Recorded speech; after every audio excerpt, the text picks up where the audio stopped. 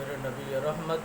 فخر موجودات صلی اللہ علیہ وبارک وسلم سرکار تشریف لے جا رہے تھے نماز عید الفطر کی ادائیگی کے لیے، تو ایک بچے کو دیکھا جو آنکھوں سے آنسو برسا رہا ہے، اس کی حالت غیر ہے۔ نبی رحمت سرکار اس کو دیکھ کر ٹھہر جاتے ہیں، اپنے اصحاب سے فرماتے ہیں اے میرے صحابہ ٹھہر جاؤ۔ سارے صحابہ نبی رحمت کے حکم پر تابعداری کرتے ہوئے وہیں ٹھہر جاتے ہیں۔ رسول اکرم نور مجسم رحمت دو عالم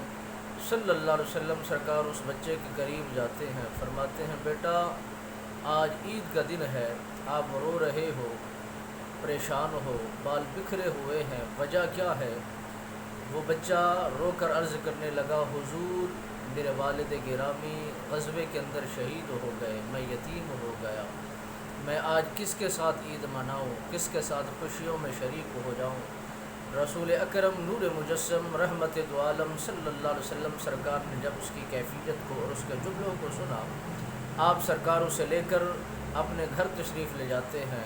ام المؤمنین حضرت عائشہ الصدیقہ رضی اللہ تعالی عنہ سرکار کو میرے نبی رحمت سرکار نے فرمایا اے عائشہ اسے نہلا دیا جائے، بہترین خوبصورت کپڑے پہنا دیے جائیں۔ جب اسے نہلا کر خوبصورت بنا دیا جاتا ہے، رسول اکرم نور مجسم رحمت دو عالم صلی اللہ علیہ وسلم سرکار نے فرمایا اے جوان، اے بچے، آج کے بعد میں محمد الرسول اللہ تیرا باپ ہوں، عائشہ تیری ماں ہے اور حسن و حسین تیرے بھائی ہیں، فاطمۃ الزہرا سلام اللہ علیہ تیری بہن ہے،